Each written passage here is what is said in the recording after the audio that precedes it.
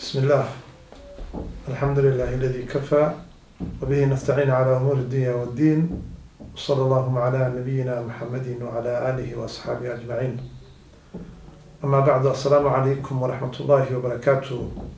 دمان waxaan rabaa inaan ummadda muslimiinta ah meel kasta ay joogaan, gaar ahaan ummadda Soomaaliyeed, inaan ugu hambaliyeeyo kuna bogaadiyo bishii Ramadaan ama bishii barakeysnayd shahrul mubaarak, oo aan idhaahdo Ramadaan Kariim. Ramadaan Kariim. ilaahna aan insha Allah uga baryo ama aan ka wada barino inana gaarsiiyo habeenka ama labada ka haray, inagu simo. dad badan baa laga yaabaa inaanay gaarin oo nasiib u yeelan, ina gaarsiiyo, inoona fududeeyo cibaadada iyo khayrka badan ee bishaa lagu sheegay. rabbigayna waxaan ka rajaynaynaa biidni illahi tacaala inuu inoona fududeeyo, ina kana aqbalo. laakiin waxaa la rabaa inaan inaga laftigeenu u diyaar garowno bishaa inaynu ka qanimaysano khayrka badan ee ku jira, waayo 11 bilood kalenu shaqaysanaynaa, hawl iyo rabash ku jira. waxaan kaloo ummadda Soomaaliyeed aan ugu baaqayaa meel kastay joogaan inay iscafiyaan ummadda Soomaaliyeed, si insha allahu iyagoo qalbi fiican oo qalbi furan oo iscafiyey. waxaan kaloo rabaa inaan ummadda Soomaaliyeed aan ugu baaqo sidaas lamid ah inay iscafiyaan, qalbigana isu furaan, iyo niyadda iyo uurka. wixii wax kala qabayna ay cafis iyo musaamax, qof walbaa meesha uu joogo qofka kale ama ummadda kale uu iska cafiyo, si ay niyad wanaagsan iyo qalbi wanaagsan ugu qaabilaan bishaa barakaysan, ilaahna acmaasha uga aqbalo. waxaan ku gabagabeynayaa rabbanaa taqabbal minna innaka anta as-samiicu al-caliim watub calaynaa yaa mawlaana innaka anta at-tawwaabu ar-rahiim. qodobka intaasaan kaga gudbayaa. waxaan rabaa qodobka labaadaan raba inaan ka hadlo halkan. waa qodob ikhuseeya, waa qodob khuseeya aniga iyo cidda ila mid ah. marka koowaad, anigaa naftayda ka bilaabayo ka hadlaya. waxaan rabaa inaan cafiyo ama saamaxo cid kasta oo wax iga tirsanaysay oo uu gaadhay, ama gacantayda ama afkaygu ama si kaleba wax noo kala gaadheen, inaan maxay ahaydeenay anigu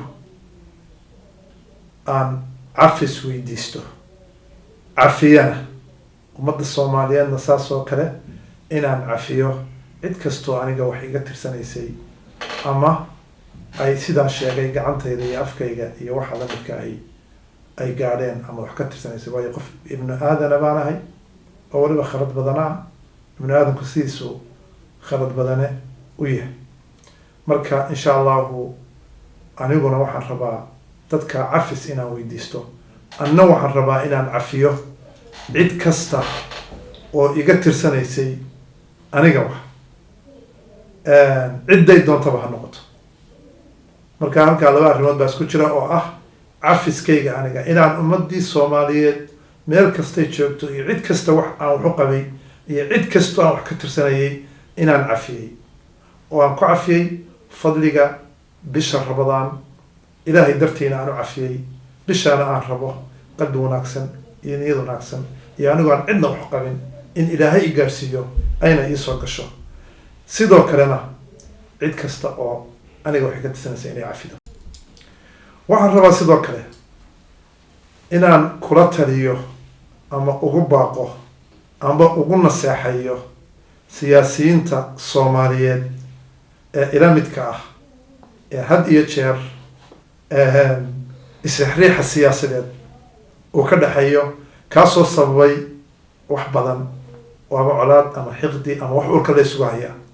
waxaan kula talinaya iyagana, ama ha ahaadeen kuwa xilal haya oo madaxda dowladda, madaxda iftiidiyada, ama cid kastoo madaxa oo madan xilliya mas-uuliyadu haysa, iyo amba ha ahaadeen qolyaha mucaaradka ah noocay u yihiin iyo teetalkiisay ahaan jireen ama hadda ay leeyihiin, in ay labada qoloba iscafiyaan, iyagu iscafiyaan, ummaddana cafiyaan, ummadda Soomaaliyeedna weliba cafis weydiistaan.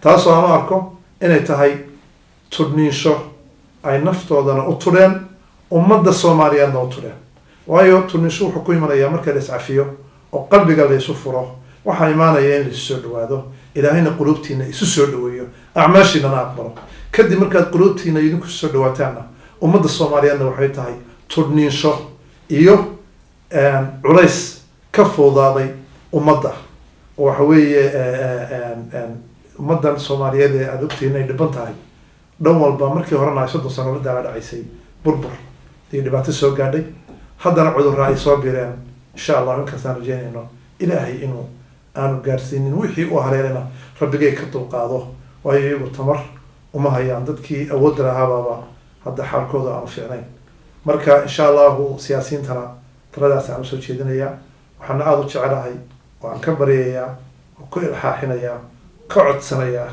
inay qaataan talada ah isna cafiyaan ummaddana cafis weydiistaan dalkooda iyo dadkooda iyo naftoodana ay u tulaan intaas ayuunbaa ujeedkaygu ahaa iyaga oo rabbi dartiisu cafiyaya sabab nooga dhigaya bisha ramadaan ee wanaagsan ee hadda inagu soo haysa fooda si ilaahay acmaashooda u aqbalo aakhiriya adduuna ay u libaanaan intaasaan kula talinayaa hada wabillahi tawfiiq wasalaamu calaykum waraxmat ullaahi wabarakaatuh